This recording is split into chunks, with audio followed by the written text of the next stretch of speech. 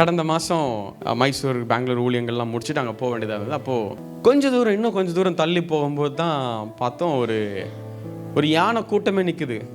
மற்ற எந்த யானையுமே ஒன்றும் பண்ணலை, அது பாட்டுக்கு அது சாப்பிட்டுக்கிட்டு எங்கேயோ மேய்ஞ்சிட்டு அப்படி திரிஞ்சிட்டு இருக்குது.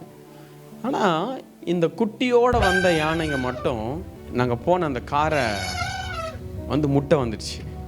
அன்றைக்கி வந்துட்டோம், ஆண்டவரே எங்களை காப்பாற்றிட்டீங்க, நன்றி அப்படிலாம் சொல்லிட்டு வந்துட்டு. ஆனால் எனக்கு ஒரு கேள்வி வந்துச்சு, ஏன் மற்ற யானைகள்லாம் நம்மளை துரத்தலை?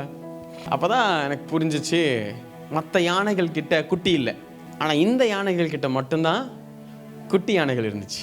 அந்த குட்டிகளை பாதுகாக்கிறதுக்காகவே தான் தாக்க வந்துச்சுன்றது எனக்கு அப்புறம் தான் புரிய வந்துச்சு.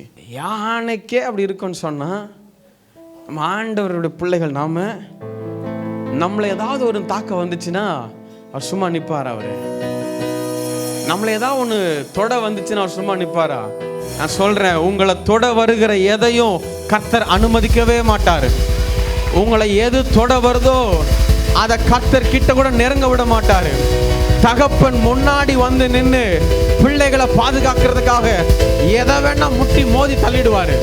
ஹல்லேலூயா! அப்படிப்பட்ட ஒரு நல்ல தகப்பனை நாம வச்சிருக்கிறோம். ஆமென்.